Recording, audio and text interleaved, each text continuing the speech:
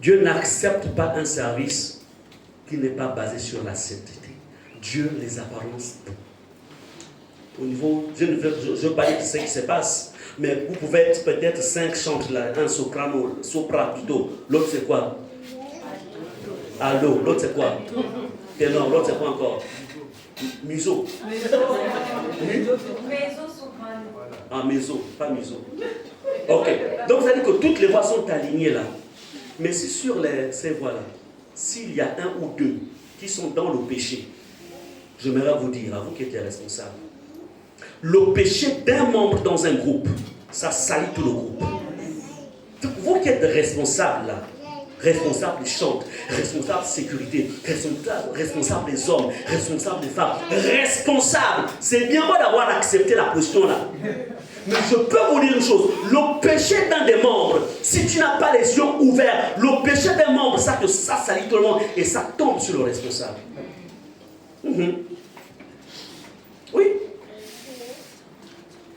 Pourquoi n'as-tu pas veillé? Pourquoi as-tu toléré? C'est pourquoi on ne vit pas avec les émotions. Un responsable ne vit pas avec les émotions. Un responsable fonctionne avec la parole.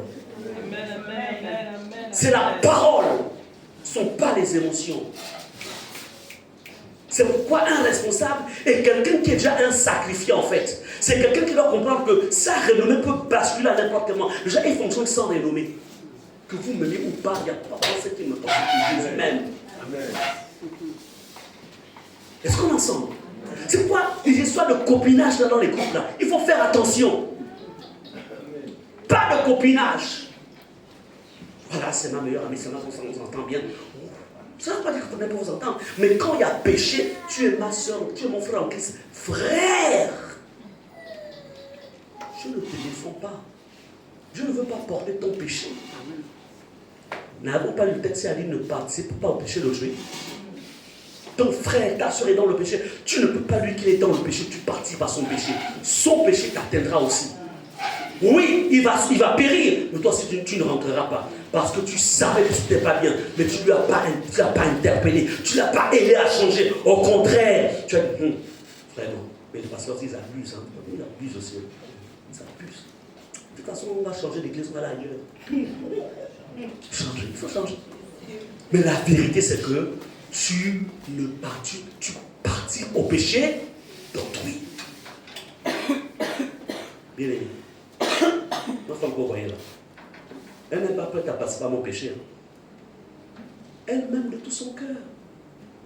Son cœur, ça dit que de la du sous-bassement jusqu'à sa tête, il n'y a que moi à l'intérieur. Mais elle n'est pas prête à vendre son âme pour moi. Moi non plus, parce que le salut est personnel. Elle aussi. Ici, là, jusqu'ici, là, c'est elle qui est à l'intérieur. Non, toi, tu es de ce côté, ici, c'est Jésus. Non, ça veut dire que personne, écoutez, ne fonctionnait pas par émotion. Non. Non. Les relations qui fonctionnent, il y a beaucoup de chrétiens émotionnels, beaucoup de chrétiens qui fonctionnent par sentiment. Non. Parole. Quand vous fonctionnez sur la base de la parole, tu peux interpeller l'autre. Dis frère, ça c'est pas bien. Regarde ce que dit la parole, frère. Change. Amen. Voilà, on va prendre 3 jours de jeûne et on va t'aider à sortir en fait de cette situation. Est-ce qu'on est ensemble? Aidons-nous tous à rentrer au ciel. Aidons-nous, soutenons-nous les uns les autres. Est-ce qu'on est ensemble? Donc Dieu pèse les cœurs. Dieu ne se limite pas aux paroles. Il évalue les intentions. Nos intentions. Dieu commence par les intentions. Il sait que si tu adoptes tel comportement, c'est parce qu'en fait, il y a ça dans ton cœur, les intentions. Dieu évalue notre intégrité. Dieu évalue notre fidélité. Dieu aussi évalue notre humilité. Vous savez, quand les gens sont encore faibles, ils sont humbles. Ça dit que malléable. Mais quand la force commence à venir là, on est en train de grandir. mais de la mauvaise manière. On devient orgueilleux. L'orgueil commence à s'installer. Là où on pouvait avoir le respect, de la crainte de l'homme de Dieu, il n'y a plus ça. Il n'y a plus la crainte. Il n'y a plus le respect. De toute façon, il a le Saint-Esprit, j'ai aussi le Saint-Esprit. Il prophétise, moi aussi je prophétise. Et ça me parle dans les églises. À un certain moment, il n'y a plus de barrière. Et ça s'est passé aussi dans l'église de Moïse, avec son grand frère Aaron et sa grande sœur Myriam. Est-ce qu'il est le seul? Est-ce qu'il est le seul? Est-ce qu'il est le seul? Il lui a dit, là, c'était au temps de la loi. C'est-à-dire que quand c'est comme ça, sur place, Dieu a réglé le problème.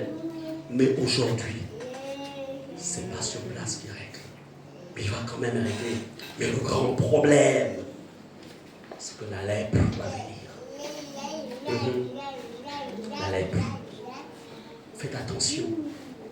Ne tombez pas dans ces pièges, je vous le dis en vérité. Il y aura toujours une différence entre ce que Dieu a appelé aux 5 ministères et ceux qui ne sont pas appelés aux 5 ministères. Ne vous y trompez pas. Ne vous y trompez pas. Ne vous y trompez pas. Si vous voyez quelqu'un qui calomnie, qui critique votre pasteur, donc votre pasteur à tous, écoutez, retire-toi. Ne participe pas. Ne participe pas. Ne participe pas. Ne participe pas. Amen. Participe pas. Participe pas. Souviens-toi qu'il t'a imposé les mains un jour. Souviens-toi qu'il a prié pour toi un jour. Souviens-toi. Tu portes sur toi les marques de son ministère. Oui. Il t'a bâti un jour. Il t'a bâti. Il t'a bâti. Tu l'as appelé un jour papa. Tu l'as dit. Tu as dit un jour, c'est mon pasteur. Et tout ça, c'est enregistré aussi. Alors. Monsieur que tu as appelé mon pasteur. Aujourd'hui, tu le calomnies maintenant. Tu le critiques. Et le ciel sera d'accord? Non. Non. De la même manière qu'on ne combat pas un père naturel ou une mère naturelle, on ne combat pas son pasteur. On ne combat pas son ou ses pasteurs. On ne combat pas. On ne combat pas. On n'a pas encore fini. Tu peux encore rester assis. On n'a pas encore fini.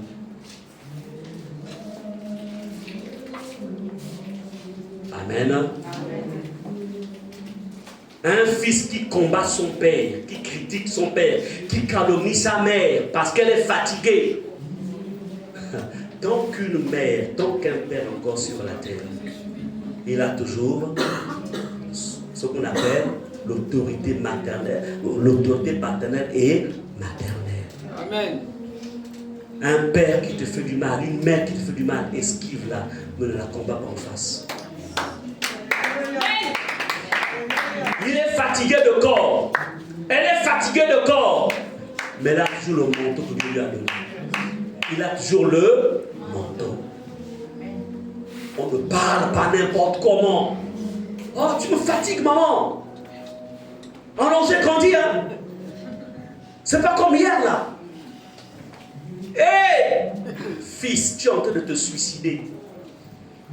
Tu es en train de te suicider. Papa, arrête ça. Non, les temps ont changé. C'est pas comme à votre époque, nous, c'est la démocratie aujourd'hui. Je prends mon téléphone, j'appelle. Fils, tu as signé ce qu'on appelle ton arrêt de mort. Pendant que tu parles à ton père, il a certainement 70 ans, 60 ans. Toi, tu n'as qu'à 25 ans. Qui te dit que tu arriveras en fait à l'âge là? Qui te l'a dit? Tu n'as qu'à 25 ans. Parce que tu sens la force là. Parce que tu n'as pas un poste dans une administration. Parce que tu commences à gagner de l'argent. Tu penses? Un père, on l'esquive, on ne l'affronte pas. Et si on veut lui dire certaines choses, on le lui dit dans le respect. Il y a une manière de dire la vérité à son père dans le respect et la sagesse. Amen. Ce qui fait qu'au village, en ce temps-là, parfois, le fils devait passer par son oncle, par sa tante, pour aller parler à son père. L'enfant n'allait pas directement parler à son père. Surtout quand c'était un problème qui pouvait créer des émotions. L'enfant ne s'exposait pas. Mais c'est la génération d'aujourd'hui avec la télévision, les choses des blancs. Ils pensent qu'on doit prendre les choses des blancs et la mener. Vous ne voyez pas comment ils se suicident? Ils partent 5e étage, le gars se lance boum, à terre. Vous pensez que ça c'est la bénédiction? Vous ne voyez pas comment ils sont des drogués? Tous dans la drogue. Là. Mais c'est la malédiction. Comment tu peux appeler ton papa? Bernard. Hey! Le père qui t'a porté. Bernard. Non, il n'y a plus le mot papa, quoi. Amen. Bien-aimé, je vous parle de ces choses. C'est pour dire que autant il y a l'autorité spirituelle, l'autorité paternelle, maternelle. Autant dans l'église, c'est la même chose. Et je peux vous dire une chose. L'autorité pastorale ou ecclésiastique est même supérieure. Parce qu'un père peut te maudire. Mais l'homme Dieu peut défaire la malédiction de ton père. Bien sûr, en respectant, on te dira, va demander pardon à ton père. S'il vit encore, va demander pardon à ta mère. Et reviens, je vais prier pour toi. Est-ce qu'on est d'accord? Donc, faites attention. Ne vous confrontez jamais à l'onction. Autour de nous, il y a quelque chose que vous devez esquiver. Il y a quelque chose que vous devez esquiver. On n'affronte pas. Donc s'il y a des églises dans lesquelles on peut en fait parler du mal de son pasteur, de ses pasteurs, c'est pas peut-être qu'ils ne sont pas enseignés. Amen. Faites attention. Ce n'est pas que nous sommes des dieux, nous ne sommes pas des dieux. Mais c'est à cause de ce que la personne porte. C'est qu'elle porte. Elle porte une présence. Elle porte une autorité. Elle porte. Même chose dans les groupes. Lorsque nous établissons les responsables des groupes, c'est la même chose aussi. Il faut qu'il y ait un respect parce qu'on appelle ça autorité déléguée. On doit respecter les responsables de groupe. Ce n'est pas parce qu'il n'est pas pasteur ou n'est pas pasteur. Non. Le respect. La considération. Bien aimé, la responsabilité augmente avec la connaissance. Plus vous connaissez la vérité, plus vous êtes responsable devant Dieu. Plus vous connaissez la vérité, plus vous êtes responsable. Ce que tu sais, tu es responsable. Ce que tu ne sais pas, tu n'es pas responsable. Mais combien de choses vous connaissiez dans cette église? Combien de choses? Voilà pourquoi Dieu dira en fait à ce roi, tu as été trouvé léger. C'est un verdict spirituel. Ça veut dire que Belchassar, en fait, il lui manquait le poids moral. Quel est ton poids moral? Quel est ton poids moral? Est-ce que tu sais esquiver le mal? Quel est ton poids moral? En Belchassar, il lui manquait la crainte de Dieu. Quel est le niveau de crainte de Dieu dans ton cœur? En Belchassar, il y avait un orgueil et une irrévérence envers Dieu et les choses de Dieu. Quelle est ta position aujourd'hui? En Belchassar, il y avait une vie d'injustice et d'impiété, manque de piété. Où en es-tu aujourd'hui? Belchassar connaissait pourtant l'histoire de son père, mais il ne s'est pas humilié. Belchassar connaissait comment Dieu avait jugé son père, Nebuchadnezzar. Mais Belchassar a fait même encore même pire, on va dire, tu tombes dans les pièges. Le problème n'était pas l'ignorance, mais l'orgueil. Plus on monte en âge, faites attention, le piège de vous tous, et même de nous. L'orgueil. Il m'arrivait souvent quand je partais en Afrique du Sud, tout au début, là, dans Facebook, je filme, clic, et je vois des trucs publics. On voit que je suis à Johannesburg.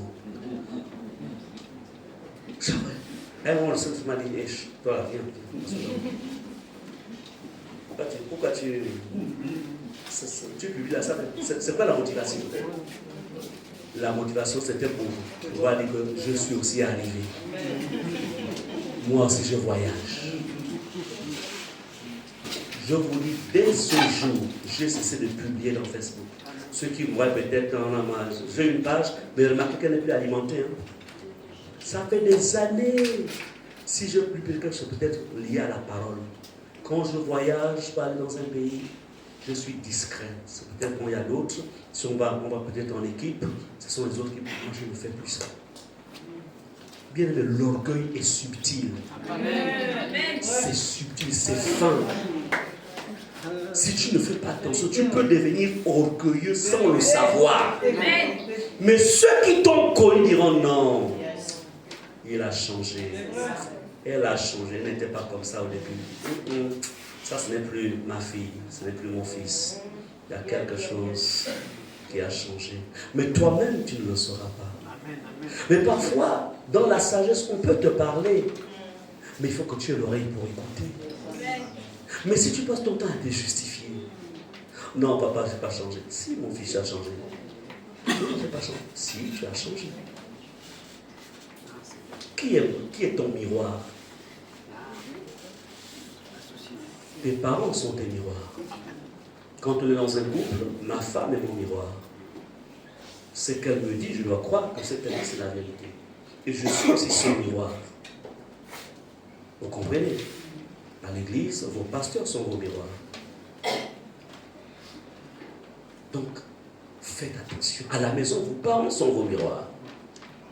Oh, papa, toi, si tu abuses, c'est pas ce que tu vois là, papa, c'est pas vraiment ça. Mais ton père te dit que l'ami avec qui tu marches là, il va être un piège pour toi. Crois. Non, papa, on a fait l'école ensemble, maman, on a fait l'école ensemble. Ne crains rien, je maîtrise. Amen. Non, ta mère voit plus. Parce que ta mère a vécu ce que. Elle a traversé tout ça. Quand elle te dit, elle sait ce qu'elle te dit. Amen. Elle sait ce qu'elle te dit. On a une génération de personnes qui passent le temps à se justifier. On ne peut même plus les aider. Mais on n'a même pas fait de prier, Seigneur, qui tombe dans un trou. Et quand il m'appellera pour le secours, je dirai dans le trou, est-ce que tu te rappelles de ce que je t'avais dit? Attends avant que je t'envoie la corde, souviens-toi, il y a 4 ans. Bon, une manière un peu d'exagérer, mais c'est pour dire encore une fois. Faites attention. À notre époque, on ne se justifiait pas. Amen. Si elle veut me faire le reproche, je me dis, à l'époque, on était les frères, avant que nous fassions chaud. Alors, quand on me disait, voilà, frère, je peux dire oui, ok. Et puis je partais m'examiner, je ne me justifiais pas. Ou si je lui disais, elle aussi, elle s'examinait. Amen. C'est-à-dire qu'on se dit que si elle l'a vu, si elle l'a dit, c'est qu'il y a forcément quelque chose. Évitez de vous justifier. Quelqu'un qui se justifie, en fait, cache une attitude orgueilleuse. Amen. Regardez dans les groupes, parfois, les gens sont peut-être que même parfois le responsable ou les responsables sont obligés de se taire. De se taire. Non. Bien aimé. Allons-y dans Jérémie 48, verset 9. Vous en faites pas, on est en train de descendre. Mais c'est le jour du Seigneur aujourd'hui. Amen. Jérémie 48, verset 10. Jérémie 48, verset 10. Dans les couples, c'est même encore pire. Non, pasteur, c'est elle, pasteur. Quand je l'ai épousée, elle n'était pas comme ça, elle a changé. Parce qu'il a changé. C'est-à-dire qu'on entre les pires à l'autre, Mais toi-même, examine-toi un peu. On voit quand même que tu as commencé à changer aussi, là. Oui, vas-y. Je lis la parole de Dieu. Maudit soit celui qui fait avec négligence l'œuvre de l'Éternel. Maudit soit celui qui éloigne son épée du partage. Qu'est-ce qui est écrit ici? Maudit soit celui qui fait avec l'œuvre de... Là, c'est pas la malédiction du diable. Hein? C'est quoi l'œuvre? Quand les femmes, quand le groupe nettoyage, des femmes viennent nettoyer, on appelle ça comment? C'est l'œuvre. La Sainte Seine là, c'est l'œuvre de... Ici là, c'est l'œuvre de la sécurité, c'est l'œuvre de le groupe des hommes, les hommes qui est souvent absent aux réunions. Le groupe des hommes, c'est l'œuvre de les jeunes, c'est l'œuvre de citez tout ce que vous pouvez citer. La Bible dit maudit. Maudit. Toi qui négliges les réunions, les rencontres, là où Dieu a besoin de toi ici, Dieu te dit, en fait, toi-même tu t'exposes à la malédiction. Non, pasteur, je voudrais bien venir, mais dans des raisons. Bien aimé. Est-ce que vous savez que nous, on exerce le ministère même jusqu'à 21h? Heureusement que j'ai épousé une femme consacrée qui aime le Seigneur, puisque sinon on aurait même déjà bloqué mon portable depuis 18h, on devrait mettre ça quelque part. On exerce le ministère. 20h, 21h, téléphone sort. Même des réunions avec les autres groupes aussi, parce qu'on n'est pas seulement à Ifata. On est dans les autres groupes. Dans les pastorales. Mais vous, écoutez, c'est l'œuvre de l'Éternel. On est obligé. Maudit soit celui qui fait avec négligence. L'Église, servez le Seigneur. Si tu fais l'œuvre de Dieu avec négligence, tu t'exposes à la malédiction. C'est encore une chose quand la malédiction vient du diable. Mais si c'est Dieu lui-même, qui va enlever ça? Hein? Dieu lui-même. Non, c'est-à-dire que là, il faut faire ce qu'on appelle un travail de réparation pour qu'il dit. Donc, faites attention. Maudit soit celui qui fait avec négligence l'œuvre de l'Éternel. Maudit soit celui qui éloigne son épée du carnage. L'épée ici, c'est l'autorité. Les vendredis, s'il y a carnage ici les vendredis, toi tu restes chez toi. La Bible dit, maudit soit celui qui éloigne son épée du carnage. Les vendredis a besoin de l'épée qu'il a mis dans ta bouche pour venir faire le carnage ici contre les entités maléfiques. Toi, tu es chez toi. C'est pas moi qui ai parlé. Oh. Ne dis pas que le pasteur a dit. C'est pas écrit dans ta Bible. C'est pas écrit. La deuxième partie dit quoi? Lisons ensemble. Lisons ensemble. Lisons à haute voix ensemble. Lisons. Lisons. Maudit soit. On est au verset 10. Maudit soit. Non, il faut lire fort. Lisons fort. Maudit soit celui qui éloigne son épée du carnage. Là, c'est pas l'intercession. C'est pas le combat spirituel. Ce n'est pas la prière. Et toi, tu es où les vendredis? Tu es où?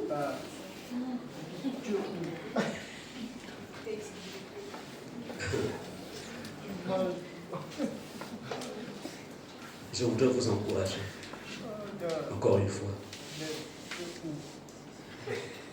Tu as été léger. Sache, encore une fois, quand vous connaissez la parole, appliquez la parole. Ces choses-là que vous voyez dans la parole, si on ne les applique pas, ça va nous empêcher de rentrer au ciel. Ça, je vous le dis en vérité. Ça va nous empêcher. Donc, je vous ai enseigné en ce jour, au point même de dépasser le temps réglementaire. Je l'ai fait exprès parce qu'il fallait que je finisse. Parce que je veux être pur de vous. Je veux être pur. Je ne sais pas quand Jésus viendra. Je ne sais pas quand il viendra me chercher. Mais je veux au moins être sûr. Vous avez la parole. S'il vous plaît, il faut changer. On est tous de passage sur la terre. Les champions déjà se positionnent. On est tous passage sur la terre. Attention. Et pendant que nous sommes dans la prière, que plus personne ne sorte donc de l'église. Le passage de base de notre méditation est celui-ci. De notre message du jour. Pesé, tu as été pesé dans la balance et tu as été trouvé léger. Lèvons-nous tous, s'il vous plaît, de nos chaises.